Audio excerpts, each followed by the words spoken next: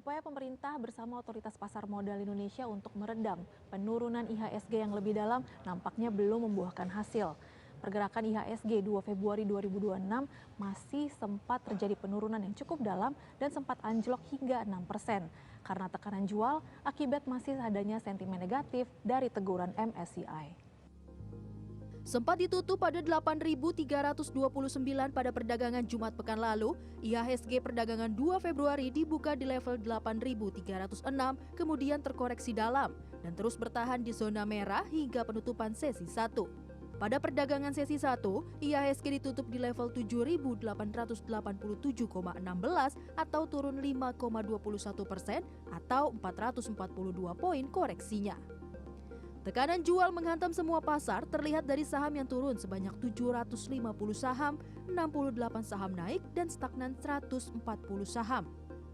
Beberapa upaya cepat sudah dilakukan oleh pemerintah bersama Otoritas Jasa Keuangan dan Bursa Efek Indonesia untuk memberikan ketenangan dan mengembalikan kepercayaan investor terhadap pasar modal Indonesia dalam jangka pendek.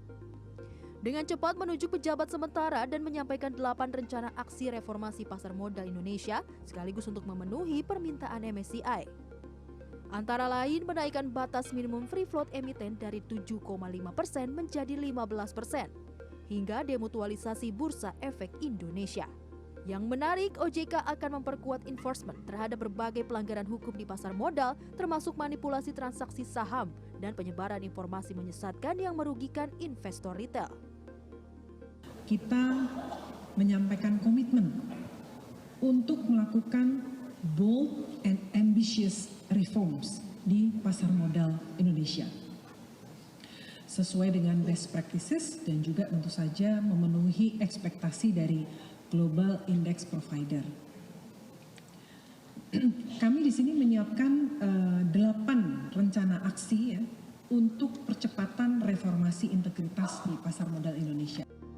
Senin 2 Februari sore, Otoritas Jasa Keuangan atau OJK dan PT Bursa Efek Indonesia atau BEI dijadwalkan menggelar pertemuan secara daring dengan MSCI.